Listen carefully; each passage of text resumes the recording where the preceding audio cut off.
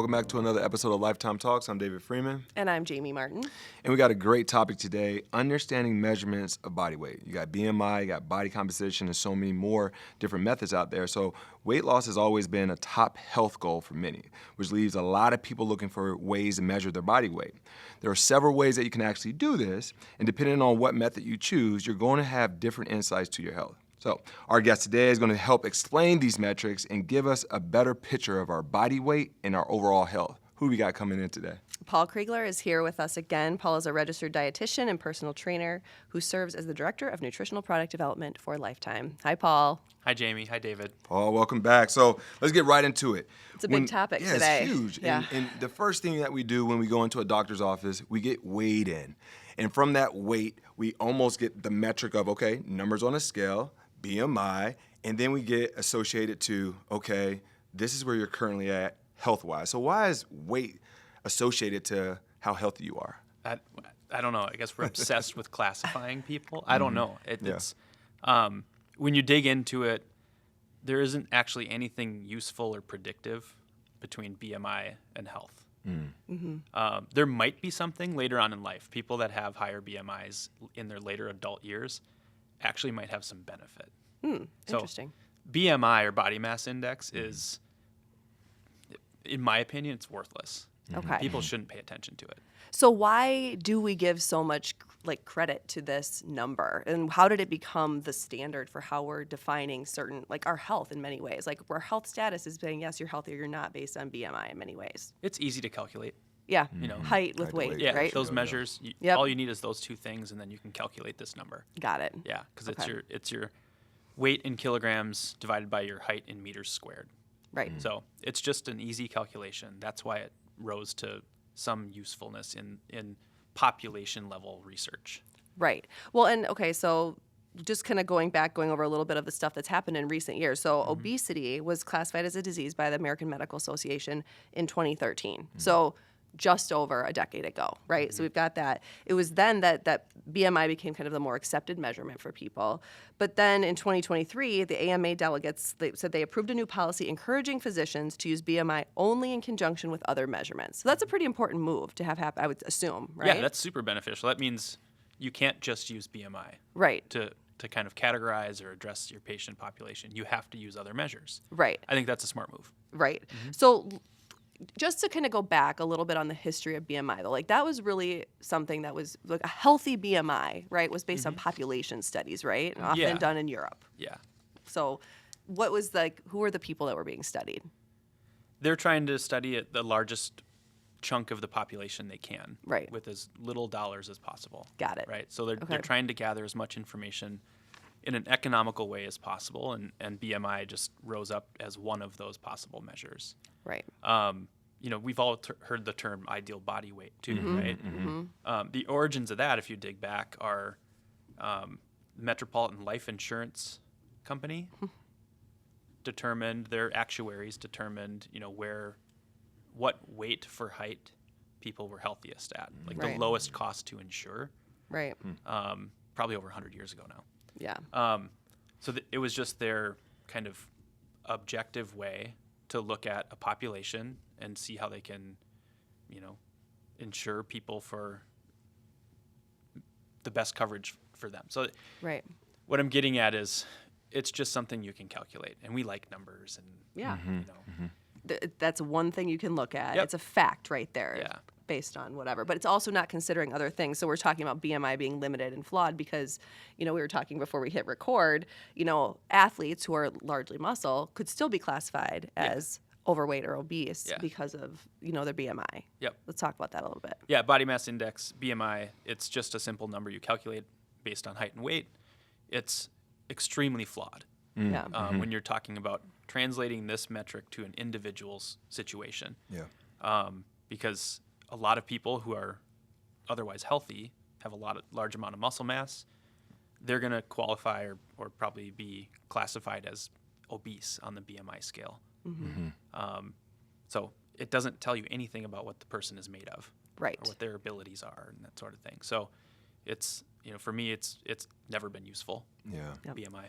Well, I mean, just with that, you said almost 100 years, so like very outdated, and then obviously still being practiced. But we know, just like with anything, things evolve, and to be able to have a better metric to kind of guide us to understand what health risk you may be at based off of how much fat your body actually has on its body, how much lean muscle that it has.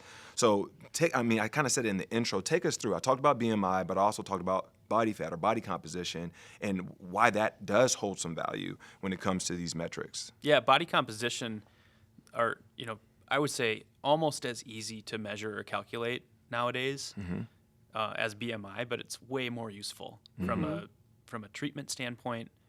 If you're a doctor or medical professional, from a coaching standpoint, if you're a trainer or nutritionist, because you start to get into the makeup of what that individual is carrying around. Right. What is their, estimated bone density, muscle mass, lean tissue mass, Right. non-fat mass. So without knowing some of those components, like nobody can do anything useful with BMI. Right. Yeah, let's hit on some of those pieces. So you say lean body mass, we want to know that one. Bone density, that's another one. I know we talked about it prior to jumping on, like visceral fat. Like, can we just name those three right there, kind of break down what you need to know based off of those three and how that can help you in your health journey? Yeah. So body fat percentage or body composition measures start to describe how much of your body's makeup is considered lean tissue versus fat tissue or adipose tissue. And then like within the adipose tissue, you mentioned visceral fat. Yeah. That's the fat that's inside your abdominal cavity, in and around your abdominal organs. Then there's subcutaneous fat, the little layer of fat that's between your skin and your muscles throughout your body. And then there's also smaller amounts of intramuscular fat, literally fat tissue stored in between your muscle fibers. Right. Visceral fat is pretty harmful. We know that. That's what research using DEXA scans and other body composition methods are starting to reveal in the last couple decades is visceral fat isn't just inert stored energy. It actually functions as kind of a detrimental organ. Right. What's the measurement? Like what's harmful? Like when you're maybe red flagged, if you were to measure, like is it above a 5, 6, or like what's the scale so people can know? Yeah, it's typically on a DEXA scan. It's usually measured in cubic centimeters. Okay. Or cc's. Yeah. I'm blanking on the exact measures that Okay. are risk categories. Okay. But Right. essentially, it's something you can track over time pretty easily, annually. Right. Work with your physician on. But yeah, you want to be aware of how much total fat tissue you have, and then where you carry it. Right. Because if you carry it largely in the subcutaneous and intramuscular spaces, your long-term chronic disease risk is much lower than if you carry it as visceral adipose tissue. We see people of all kinds of shapes and sizes, and it turns out that where you carry your fat, because everyone has it, Yep. where you carry it can tell a lot about your future risk. Right. Well, and to that point with the visceral fat, I think it's important to note like the metabolically active nature of visceral fat, like, and why. I mean, you often think about. I remember years ago in the magazine we did an article. It was like called "The Anatomy of a Potbelly" because it's often indicative of visceral fat. Now that's not true for everybody, but just as when you, like you said, where you carry it, and if it's around your organs, why is that so damaging from a metabolic standpoint? What we know is that type of fat tissue starts to generate inflammatory cytokines and other hormone-like signaling molecules that create or encourage or continue inflammation throughout the rest of the body. Right. So, and we've talked about inflammation a lot on this podcast before, and in the Experience Life articles. A little bit of inflammation in little short bursts that gets resolved, totally fine. That's actually super beneficial. That's why when you do a hard workout and you're a little sore and your muscles can't perform the same way the next day, that inflammation was the message those muscles got that they need to come back when they do repair themselves stronger and more capable and more resilient. So inflammation is very beneficial in the acute sense or cyclical sense. Chronic, low-grade or medium-grade inflammation that's all the time, never turns off, hard to get under control, is completely destructive to the health of our bodies. Yeah. And we think of the healthy aging that we were talking about, so still the value as far as bone density and the value of also lean body mass as far as currency, like how would you break those two down? Yeah, so I kind of skipped past that. We got down the rabbit hole of fat tissue, but Yep, we went there. when you're looking at what are people made of, fat tissue and lean tissue. Lean tissue encompasses muscle, so skeletal muscle, Yep. connective tissue, ligaments and tendons. It's all the non-fat tissue, so Right. bones, organs, and blood. Yep. It's everything else. What we have early on in adult life and like throughout adolescence and early adult life is an opportunity to maximize the amount of lean tissue and the strength and resilience of that lean tissue. Yeah. Because once we turn the corner around 30, 35, it gets much more difficult to gain or maintain lean, healthy tissue, like bone density and skeletal muscle mass, and really robust tendons and ligaments.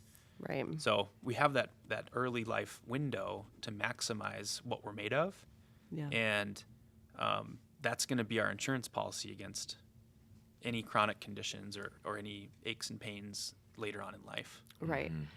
Yeah. I mean, we all know that we can have change in body composition later in life, but to your point, it's much harder, and we have to, the work that you have to put into it to get that changes, right? What does that look like? So how do we, to your point, and we've talked about this in other episodes, like how do you put those deposits in earlier so you're ready, you have them to rely on and call on when you need them most, right? Yep. Okay. Got it. Okay, so let's go into, you've mentioned the DEXA scan. How can we measure our body composition? Because I'm curious, like, what are things that we can do? Are there things we can do at home? Where do we need support from other people? The DEXA, like, tell us more about the DEXA and all those pieces. Yeah. Historically, underwater weighing or hydrostatic weighing was the most tried and true way to get an accurate picture of body composition. Yep. It requires a really high degree of expertise. Yeah, It's right. pretty uncomfortable. Have you ever done it? I have. Yeah. Yeah. It's kind of uncomfortable. You have to go underwater, blow out all the air out of your lungs, and stay there for 10, 15 seconds. Oh. So it's kind of invasive. It's impractical for a lot of people. Okay. DEXA scanning is dual X-ray absorption. It's a high tech application of X-rays Yep. that kind of take pictures of slices of your body that can describe what you're made of. So Right. DEXA scan is considered the gold standard. Again, kind of costly, kind of inconvenient for some people. And then there's skin fold measurements, which were really popular in fitness centers, throughout the 90s and early 2000s. It's fairly cheap, but it does require a high degree of technical expertise on the person doing the skin caliper measurements. Right. There's circumference measurements. I think this is something people can easily do at home. Like the Lean and Tone program, we used to send a tape measure to people so they could measure. Because when someone's on a body composition change or recomposition journey, whether it's weight loss or weight maintenance, and you're just recomposing, there's things that are going to change throughout that process way faster than the scale changes. Right. And that's what I want people to understand is like the number you see on the scale that can be used to tabulate your BMI, it's going to vary 2 to 4 pounds every day. Right. Just based on how hydrated you are and what your bowel movement pattern is. So taking skin fold measurements or circumference measurements can be way more empowering to the individual who's trying to change the makeup of their body. And then there's bioelectrical impedance. This is what people see in Lifetime clubs, the in-body scales. And there's a wide range of accuracy and scale types or device types for bioelectrical impedance. But basically what these things are doing is they're running a small electric current, sometimes a couple different frequencies of electric current throughout your body, and it's estimating your total body water. Got it. And from that estimate of total body water, because we know lean tissue holds a lot more body water than fat tissue does. Right. There's equations that go into the readout of these impedance devices that tell you or describe with fair degree of accuracy compared to DEXA Right. what your body composition is. And even like in the case of the in-body scale that has 8 contact points and 3 frequencies that it runs its analysis through, that gives you readouts of each of your limbs and your torso, Yep. lean versus fat mass. And Right. it's got a reasonable estimate of visceral fat tissue as well. Got it. Great. I mean, you went over the InBody scale to cap it off. What about just a traditional scale, old school, back in your Yeah. bathroom? Does it have a place still? I mean, my early career, I was flabbergasted by some of the trainers that were old school. The old-fashioned scale and a mirror gave them everything they needed to see, Yeah. right? Yeah. Because either a client was happy with what their weight was or how they looked, or they weren't. Right. Yeah. Right. Super clear, Yeah. right? So that in itself can be a powerful motivator. Yeah. I want to just jump back to the one you said we can do at home with fair accuracy, the circumference one. What Yeah. are when someone wants to do that, if you sent them the tape measure with lean Yeah. and tone, what were they measuring? I mean, I'm assuming it was waist, hip, maybe arm, around the arm and thigh. Yep. Okay. Yeah. I mean, you can measure as much as you want. Like you can do neck, you can do shoulders, you can do bust, Yep. you can do waist, quad, calf. Okay. But the simplest are you can either calculate a waist to height ratio or a waist to hip ratio, and those can be motivating in and of themselves, or Right. just one single measure. Right. I want to know what my waist is week over week. Right. And that's what you use. Yes. Yep. Like what you said, like the old school mirror, do you like what you see? I mean, because I think sometimes the question that I get a lot of is, hey, what's the ideal body fat percentage for a woman or a guy? And I can sit here and say that, but you might not be happy with what that looks like. So I do want to, if we can, still have the ranges of what is a healthy body fat percentage so people have an idea of what that is. But at the same time, not getting caught up in just the numbers, how you feel, how your body's responding to the workouts and things of that nature matter too. But what are the ranges, male versus female, when it comes to body fat percentage? Yeah. Before I get to the ranges, I just want to say what matters the most is how people feel. Yeah. Like when I was coaching clients, I care the most about how someone feels. Right. Yeah. If they don't feel energetic and confident in their skin, there's stuff to work on. Right. Right. We can identify. We don't need to measure anything. Right. Right. We can just go off of subjective at that point. If they do want to measure something, I would always pick something that's only going to be motivating to them, That's good. right? So, Yeah. because there's a psychology with it. People Yeah. hate being classified as obese. People Yeah. hate being labeled as underweight or skinny or scrawny, or it goes both ways. Right. Yes. So what matters the most is how do you feel?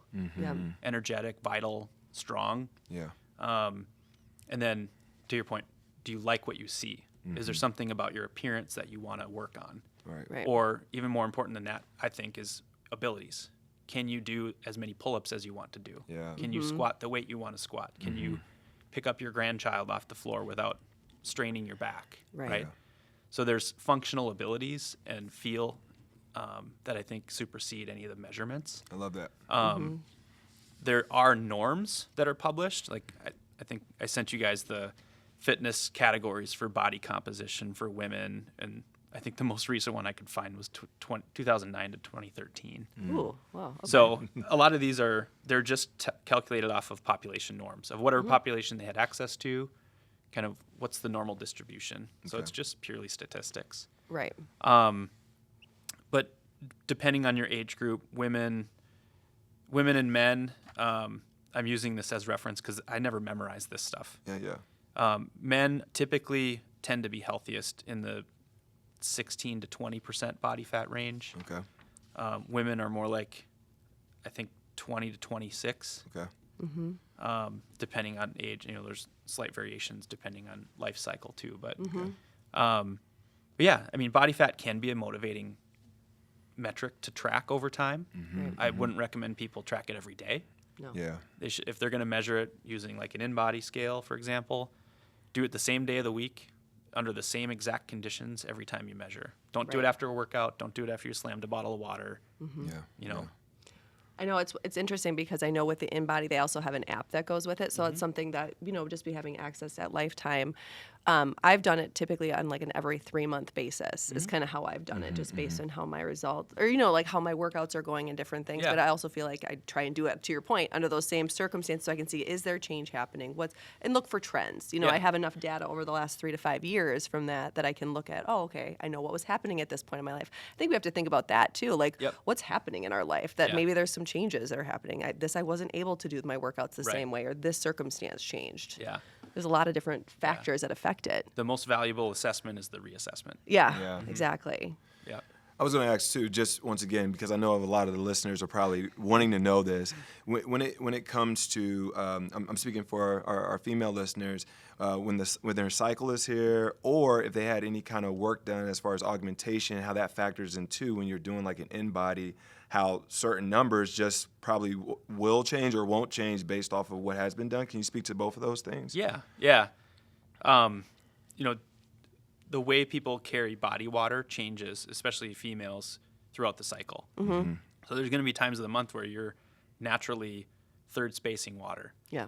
Where water isn't in your muscles, where it's going to be read out on that machine as metabolically active or lean tissue. It's going to just be hanging out as kind of third space, which it's a fancy term for it's not in your blood and it's not in your muscles. It's just kind of in between. It's just there. That's going to show up as fat. Yeah. Same thing as if you drink a bottle of water right before you get on that scale, that in-body, it's basically dead weight in your stomach. It's going to show up as fat. Right. Yep. Because it's not part of your metabolically active tissue yet. Right. Same thing with implants.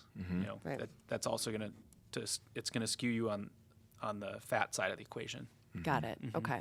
Okay, so we've spent a lot of time talking about body fat composition and all that. I want to talk about some of the other metrics we could look at that are in conjunction with body composition. Like what are some helpful measurements that can help us get a better or a clearer picture of what genuine health looks like? Yeah.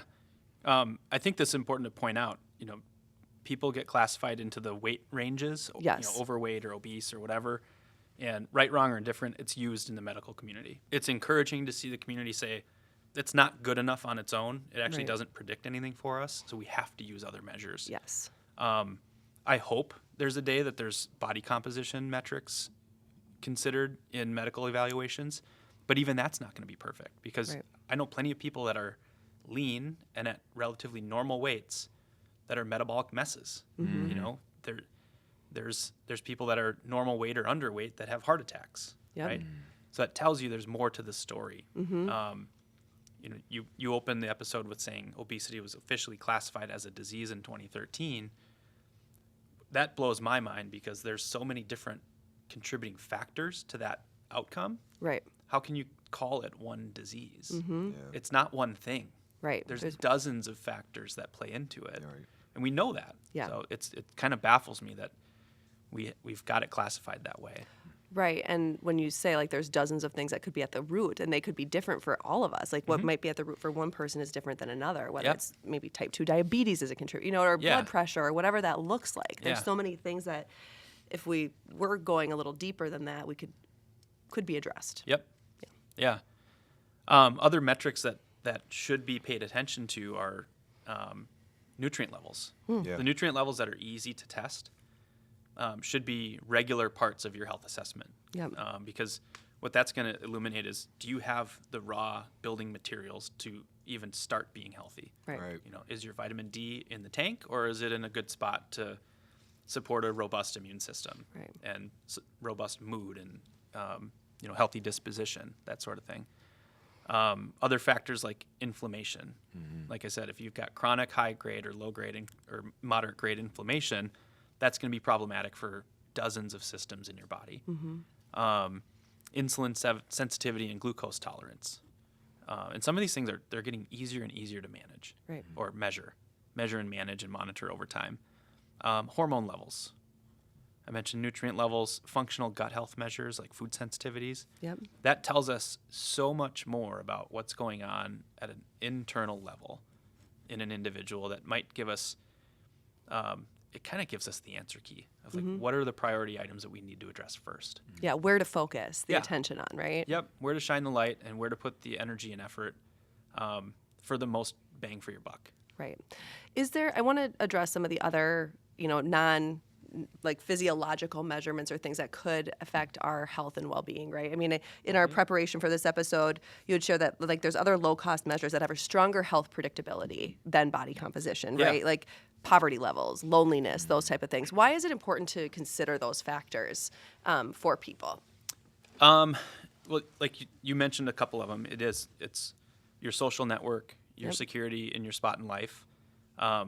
Those have impact on your mental disposition, and that directly has an impact on your genetic expression. So it's called epigenetic factors, and it also plays into your decision-making process with other health behaviors. Yep. Right. So it literally, your situation makes you who you are. Right.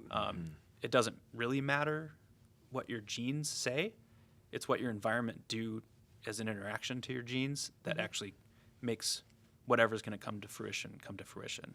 Yep. There's a saying, it's not mine, but it's genetics load the weapon and Yep. environment pulls the trigger. Yep. I've heard So, that many times. Yes, exactly. So we have a certain level of control over but we don't, right? Like there's things that happen. Yeah. Yeah. Yeah. Well, I mean, I'm flipping it a little bit. I know a lot of the listeners want to know, okay, how can I now optimize to put me in a place of getting my body composition into a range that once again, I feel strong. I know that now it's kind of leaning more towards that healthy route. So how can we optimize body composition, set them up for success? Yeah. The framework, the way I look at it, the framework is really straightforward. Yeah. You have to eat in a way that promotes lean tissue growth and maintenance. Right. You have to be intentional about your movement patterns in a way that builds a strong, resilient body. It doesn't break it down too fast, right? So what that comes down to is you're going to have to eat a diet that's adequate in protein and appropriate in total energy or calories. And we've had episodes about each of those topics. Yeah. So, in practical sense, most of your plates should have a good chunk of protein on them and lots of nutrient-dense other food, like non-starchy, colorful vegetables and fruits, so produce, and unprocessed carbohydrate sources, right? So you're going to have to eat a whole foods-based diet most of the time. Okay. Try not to drink your calories unless it's a protein shake, Okay. Right. You're going to have to exercise regularly, and specifically muscle building and bone density building exercise, which is resistance training. Yeah. Right. Yeah. Put your body under load. You have to. And there's tons of varieties on how you can do that, and it's all relative to where you're starting from. So some people, that load is their body weight. Some Start there. people, it's less than their body weight, right? It's in the pool. So those things have to happen. Yeah. And you have to lock in for the long term. Changing body composition is a long process. Yeah. It takes a long time. There's other things that we need to talk about as well. Sleep plays into it. Big one. Your social network plays into it. Your ability to manage stress plays into it big time. So all those things have to be worked on Right. to change your body composition. Yep. It really comes back to those fundamentals and the pillars of health that we talk about all the time at Lifetime. It's, movement and exercise, nutrition and supplementation, Yep. stress management, sleep, social connections, time outdoors. I mean, all of these things, I often say we sound like a broken record sometimes, like in the magazine or in other content that we create, because often it's coming back to those things that they're principles and core to so many of the things that we want to change potentially when it comes to our health and well-being. So it's so interesting to me that we always come back to it, and it's fundamental. Well, it's so obvious it's easy to overlook. Right, Right. right. People love to major in the minors. Yeah, Like- yeah, Pick up the newest trend in this little category or this little lane of that category. Yes. When it comes to sleep optimization or what type of workout or what tempo to lift the weights at. No, let's not overcomplicate it. Yep. Let's lift weights 3 to 4 times a week. Yep. Let's move a lot throughout the day. Let's get at least 7 hours of sleep. Yeah. Let's get protein as a focal point at every meal.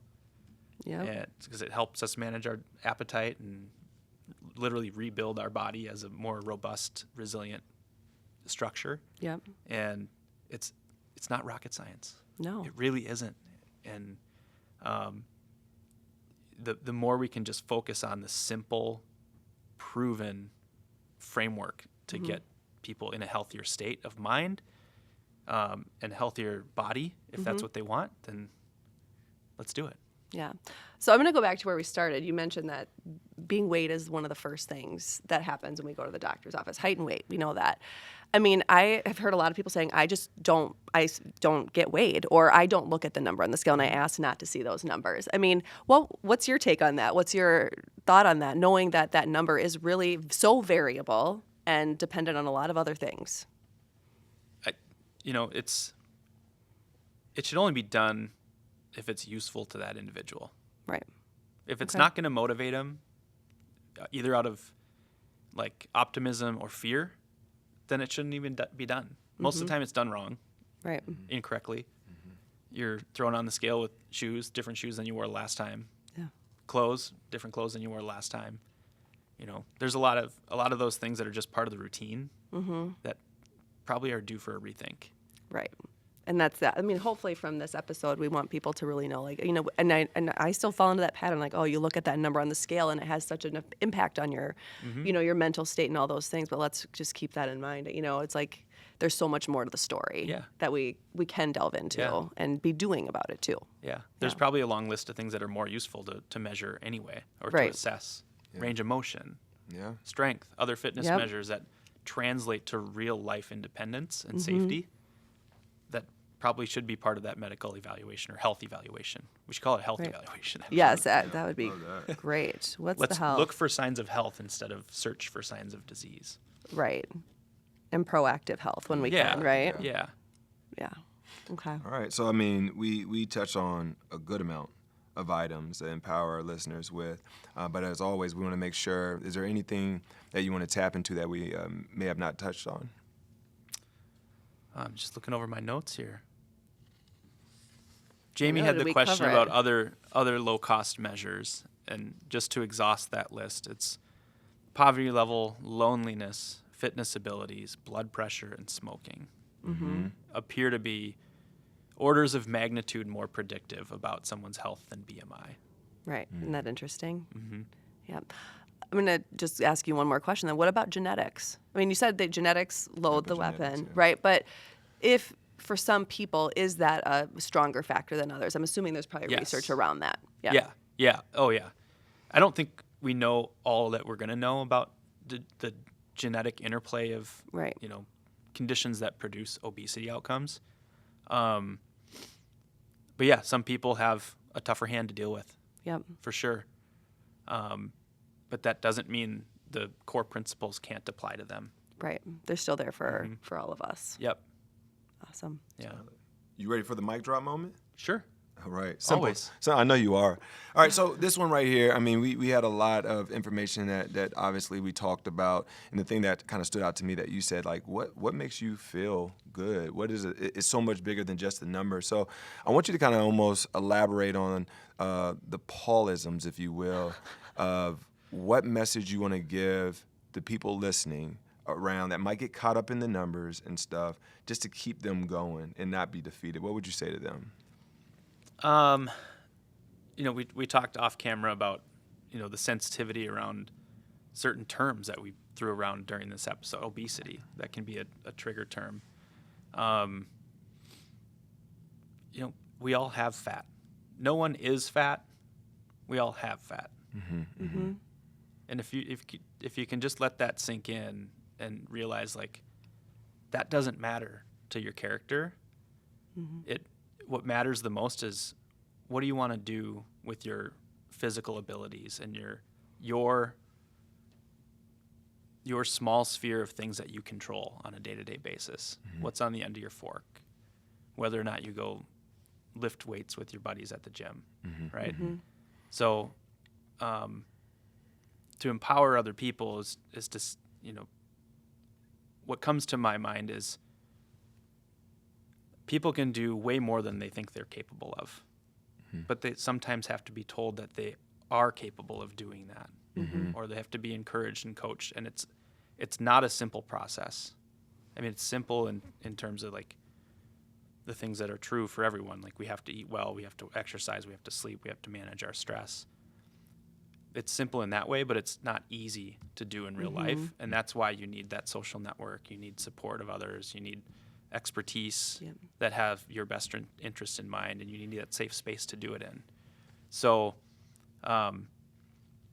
you know, I think if the more people internalize that and take those elements into control for themselves, the better our communities are going to be in our population, and the snowball positive effects are going to be enormous from that. Awesome. I love that.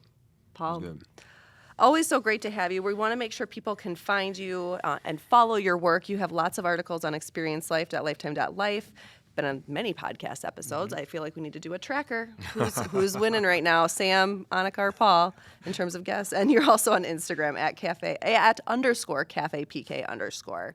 We also have lots of additional resources that we'll link at Experience Life that Paul has written, looking at some of the going in depth into this topic. So Paul, thank you as always. Always. Thanks for having me.